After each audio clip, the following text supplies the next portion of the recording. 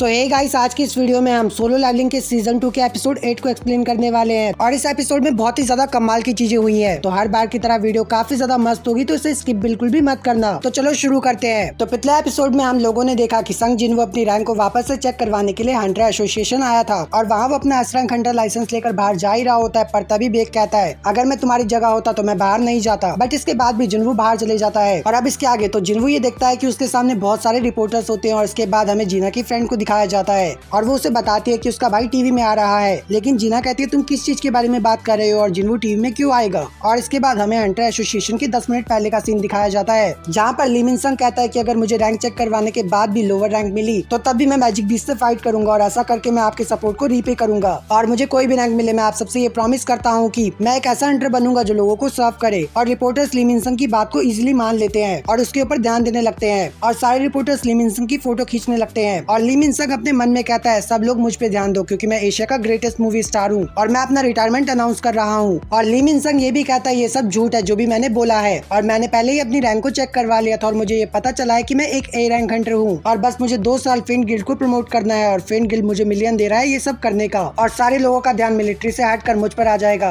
और हर कोई मेरी ही बात करेगा हर जगह। और मुझे मिस्टर लिम को थैंक्स कहना चाहिए क्योंकि उन्होंने ही मुझे इन्वाइट किया था फेंट गिल्ड में। लेकिन तभी एक रिपोर्टर को ये पता चल जाता है कि एक एस रैंक हंटर दिखाई दिया है और यहाँ सबका ध्यान ली मिन संग से हट जाता है और रिपोर्टर्स को ये भी पता चलता है कि जिनवो कोरिया का 10th एस रैंक हंटर है। और रिपोर्टर्स को ये बात भी पता चल जाती है कि एक्चुअल में ली मिन संग के लिए हंटर एसोसिएशन बंद नहीं था बल्कि वो उस एस रैंक हंटर के लिए बंद था। और इसके बाद सारे रिपोर्टर्स हंटर एसोसिएशन की गेट की तरफ भागने लगते हैं कोरिया के 10th एस क्लास हंटर को देखने के लिए। और ली मिन संग को कुछ भी समझ नहीं आ रहा होता है कि यहाँ क्या हो रहा है, पर सर्वेलेंस टीम रिपोर्टर्स को गेट पर ही रोक देती है और ली मिन संग कहता है आज ही इस एस क्लास हंटर को यहाँ आना था। और ली मिन संग का रिपोर्टर कहता है सर मैं आपको बाद में कॉल करता हूँ। और वो कॉल करता है और कहता है कल की हेडलाइन लिखो कि एक लूजर हीरो बन चुका है जो पहले एक ई क्लास हंटर था वो एक एस रैंक हंटर है। और ये सब सुनने और देखने के बाद ली मिन संग की हालत बहुत ही ज्यादा खराब हो जाती है। और यहाँ दूसरी तरफ सारे रिपोर्टर जिनवो की फोटो खींच रहे होते हैं और ये सब देखकर जिनवो बहुत ही ज्यादा हैरान हो जाता है। और इसके बाद हमें माइनिंग टीम के लीडर को दिखाया जाता है और वो अपने वर्कर को बताता है कि जिनवो टीवी में आ रहा है। और जिनवो की जिस बंदे के साथ फाइट हुई थी वो कहता है मैं ये बात तब से जानता हूँ जब से उसने मुझे घूर के देखा था। और अब देखते हैं कि इस स्कम बैग ने क्या क्राइम किया है। और दूसरे वर्कर्स भी ये बात पूछते हैं कि जिनवो ने क्या किया है और उन्हें ये बात पता चलती है कि जिनवो कोरिया का 10th एस रैंक हंटर है। और ये सब सुनने के बाद वो बंदा कांपने लगता है और जिनवो जिन बंदों के साथ रेड में गया था उन लोगों को भी ये बात पता चल जाती है कि और जिनो के फादर को भी ये बात पता चल जाती है कि जिनवो एक एस क्लास हंटर बन चुका है। और वो जिनो से पूछते हैं क्या तुमने उसे रिक्रूट कर लिया है, पर जिनो कहता है मुझे माफ करना बट मैं उसे कन्वीनियंस नहीं कर पाया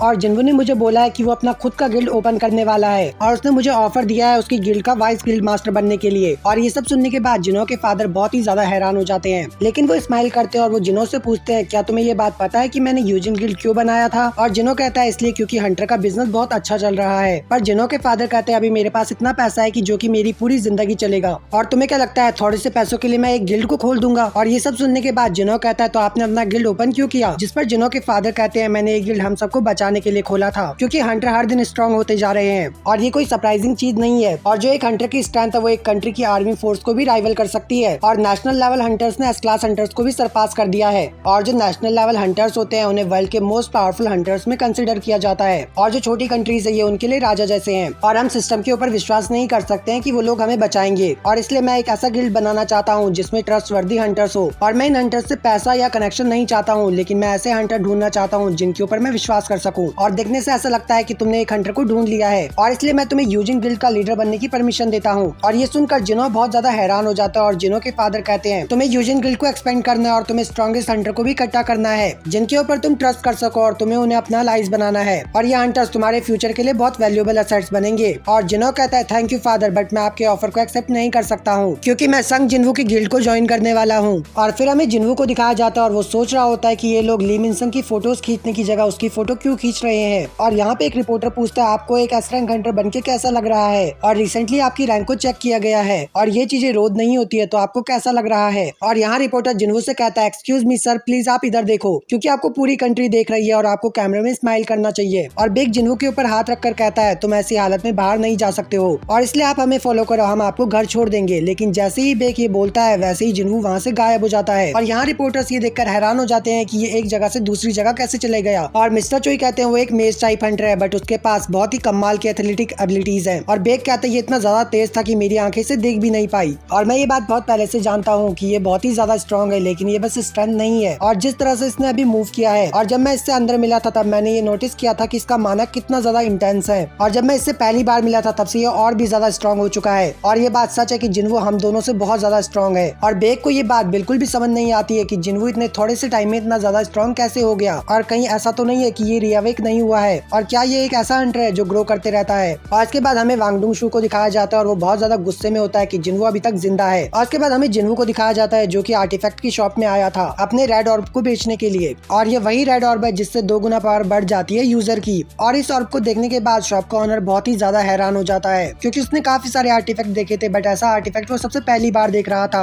और उसे विश्वास ही नहीं होता है कि इस मैजिक ऑर्ब का एप्लीकेशन रेट 100% है। और वो अपने मन में कहता है जो मोस्ट पॉपुलर आर्टिफैक्ट क्राफ्टमैन है उनके बनाए हुए आर्टिफैक्ट का एप्लीकेशन सिर्फ 50% ही रहता है। और मिस्टर चो इस आइटम के लिए मुझे बहुत सारे पैसे दे सकते हैं। और शॉप ओनर जिन्वो से पूछता है कि आपको ये कहाँ से मिला। और जिन्वो बताता है कि ये उसे डंजन में मिला था। और शॉप ओनर जिन्वो से पूछता है क्या आप इस आइटम को ऑक्शन में डालना चाहते हो, और हम आपकी पूरी मदद करेंगे इसे प्रीमियम प्राइस में बेचने के लिए। और जिन्वो कहता है मैं आपको सोच कर बताता हूँ। और वो अपने मन में कहता है कि मुझे जल्दी से जल्दी डीमन कैसल को क्लियर करना पड़ेगा, और तभी मैं होली वाटर ऑफ लाइफ को क्रिएट कर पाऊंगा। और इसलिए मुझे ऐसे आर्टिफैक्ट चाहिए जो मुझे फ्लेम से बचा सके। और इसलिए जिन्वो शॉप ओनर से कहता है मुझे एक ऐसा आर्टिफैक्ट चाहिए जो मुझे फ्लेम से बचा सके। और शॉप ओनर कहता है क्या आपने फायर कहा, लेकिन तभी जिन्वो बोलता है ऐसा आर्टिफैक्ट ढूंढना मुश्किल है क्या। लेकिन शॉप ओनर जिन्वो को अंदर ले जाते हुए कहता है ऐसी बात नहीं है, क्योंकि ये आर्टिफैक्ट बहुत ही ज्यादा कॉमन है मार्केट में। और जिन्वो कहता है पर मुझे ऐसा कोई भी आर्टिफैक्ट नहीं मिला है। पर शॉप ओनर कहता है ये आर्टिफैक्ट बहुत ही ज्यादा महंगे होते हैं और इसलिए इन्हें ऑनलाइन नहीं डाला जाता है, लेकिन आप ऐसा आइटम ढूंढ रहे हो तो आपको बहुत इजीली मिल जाएगा। और जिन्वो मन में कहता है फायर मैजिक बहुत ही ज्यादा कॉमन है, और जो मिस्टर चाय और मिस्टर चोय है वो भी फायर मैजिक ही यूज करते हैं। और शॉप ओनर जिन्वो को उसे फॉलो करने के लिए बोलता है। और जिन्वो देखता है इस जगह पे बहुत सारे आर्मर है। और शॉप ओनर जिन्वो से पूछता है क्या आपको इनमें से कोई पसंद आया। लेकिन जिन्वो पूछता है क्या ये पतला सा ग्लास इन आर्टिफैक्ट को बचा पाएगा, क्योंकि इस जगह पे सिक्योरिटी मेजर सेटअप भी नहीं है। और शॉप ओनर जिन्वो को बताता है कि इन ग्लासेस को माना के साथ फ्यूज करके बनाया गया है, और इन ग्लासेस को एक क्लास हंटर के अटैक से भी कुछ नहीं होगा। और जिन्वो पूछता है एक क्लास हंटर के अटैक से भी कुछ नहीं होगा। और शॉप ओनर कहता है अगर आपको विश्वास नहीं हो रहा है तो आप इन ग्लास को तोड़ने का ट्राई कर सकते हैं, और अगर आपने ये ग्लास तोड़ दिया तो इसके अंदर जो आर्टिफैक्ट है वो मैं आपको दे दूंगा। और जिन्वो मन में कहता है मैं देख सकता हूँ कि ग्लास के अंदर माना फ्यूज है, बट ये देखने से इतना ज्यादा स्ट्रॉन्ग नहीं लग रहा है। और तभी जिन्वो सीरियस हो जाता है और अपने सारे माना को अपने हाथ में जमा करने के बाद वो अटैक करने ही वाला होता है, पर तभी शॉप ओनर जिन्वो को रोक देता है। और वो कहता है मैं सीरियस नहीं था, और अगर आपने इस ग्लास को तोड़ दिया तो हंटर गिल्ड के इलाइट मेंबर्स यहाँ आ जाएंगे, क्योंकि हम लोगों ने उनके साथ कॉन्ट्रैक्ट साइन किया है सिक्योरिटी का। और शॉप ओनर मन में कहता है उसने कहा था कि वो एक मेज टाइप हंटर है, लेकिन इसके पास इसे तोड़ने का कॉन्फिडेंस कहाँ से आया। और जिन्वो शॉप ओनर से पूछता है क्या आपके पास कोई ऐसा वेपन है जिसे मैं ट्राई कर सकूं, जैसे कि ड्रैगर्स। और शॉप ओनर कहते हैं हाँ। और तभी दूसरा एम्प्लॉय जिन्वो को लेकर दूसरी तरफ जाने लगता है। और शॉप ओनर नोटिस करता है कि ग्लास क्रैक हो चुका है, और उसे ये बात बिल्कुल भी समझ नहीं आती कि ग्लास कैसे टूट गया। और यहाँ जिन्वो ड्रैगर पूछता है एम्प्लॉय से, और एम्प्लॉय बताता है कि ये 30 मिलियन वॉन का है। और जिन्वो मन में कहता है इस ड्रैगर की डिफिकल्टी बी रैंक है, और ये मेरे नाइट किलर ड्रैगर से बहुत ही ज्यादा वीक है, और इसका लेवल कास का वेनम फैंग जैसा ही है। और जिन्वो अपने ड्रैगर को देते हुए पूछता है इसका प्राइस कितने तक का होगा। और वो एम्प्लॉय कहता है इस ड्रैगर को किसी मास्टर एम्प्लॉय ने बनाया होगा। और जिन्वो अपने मन में कहता है ऐसा बिल्कुल भी नहीं है, क्योंकि मैंने ये शॉप से खरीदा था। और वो एम्प्लॉय बताता है कि इसकी वैल्यू 100 मिलियन तक की होगी। और ये सुनकर जिन्वो बहुत ही ज्यादा हैरान हो जाता है, और वो अपने मन में कहता है मैंने इसे 2.8 मिलियन गोल्ड में खरीदा था, और जो मिस्टर किम की शॉट थी वो 3 मिलियन तक की थी, और उसका अटैक डैमेज भी 10 ही था।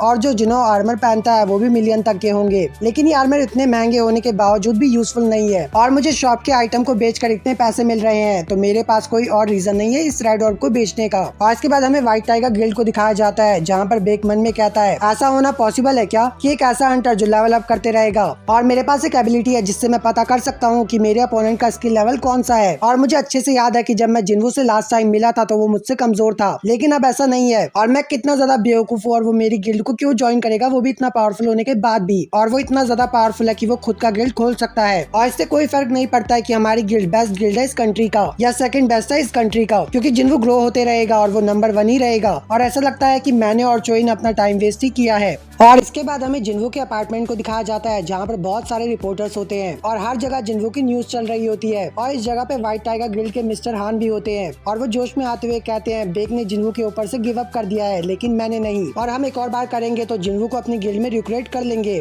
और मिस्टर हान की रिपोर्टर कहती है सर इतने ज्यादा रिपोर्टर्स होने की वजह से हम जिन्वो से नहीं मिल पाएंगे। और मिस्टर हान कहते हैं हम इस जगह पे कैंप करेंगे जब तक हमें जिन्वो नहीं मिल जाता है। और जिना विंडो से देखती है और कहती है जिन्वो अभी भी हमारी बिल्डिंग के नीचे बहुत सारे रिपोर्टर है, और सारे रिपोर्टर जिन्वो की सिस्टर को देख लेते हैं और फोटो क्लिक करने लगते हैं। और ये देखने के बाद जिना नीचे छिप जाती है और जिन्वू कहता है मैं उन्हें बोल देता हूँ यहाँ से जाने के लिए, लेकिन जिना चिल्लाते हुए कहती है ऐसा मत करो, वैसे भी तुम्हें इंटरनेट पे बहुत ज्यादा हेट कमेंट्स मिले हैं और नीचे जाकर तुम सिर्फ आग में फ्यूल डालने का काम करोगे। और जिन्वू बोलता है मैंने ऐसा क्या किया है जिसकी वजह से मुझे हेट कमेंट्स मिल रहे हैं। और जिना बोलती है तुम्हें ये बात याद है ना कि तुम रिपोर्टर्स के सामने से चले गए थे और मुझे फर्क नहीं पड़ता है कि बिल्डिंग के बाहर कितने लोग हैं और तुम्हें भी फर्क नहीं पड़ना चाहिए। और तभी जिन्वू के घर का डोरबेल बजता है और ये सुनकर जिना डर जाती है और जिन्वू अपने फ्रंट गेट की तरफ जाते हुए कहता है अब ये लोग हमारे गेट के फ्रंट डोर पे भी आने लगे हैं और मुझे लगता है कि इन लोगों को थोड़ा सबक सिखाना होगा। और जिना जिन्वू को जाने से मना करती है और जिन्वू चिल्लाने ही वाला होता है, पर तभी वो देखता है जिनो को और जिनो बोलता है मेरे फादर ने मुझे घर से बाहर निकाल दिया है। और जिन्वू कहता है मुझे लगा कि तुम्हारा खुद का अपार्टमेंट है। और जिनो बताता है कि जिस अपार्टमेंट में मैं रहता था वो मेरे फादर का ही था और इसलिए क्या मैं आपकी प्लेस पे रह सकता हूँ। पर तभी जिन्वू गेट बंद कर देता है और जिना पूछती है वो कौन है और जिन्वू बोलता है मैं उसे पहली बार देख रहा हूँ। और जिनो गेट नॉक कर रहा होता है और दूसरी तरफ हमें जिनो के फादर और मॉम को दिखाया जाता है जो कि जिनो के घर छोड़ने पर बहस कर रहे होते हैं। और तभी जिनो के फादर नीचे गिर जाते हैं और वो कहते हैं मुझे तुम दूर दिखाई दे रही हो। और यहीं पे हमारा ये एपिसोड एंड हो जाता है।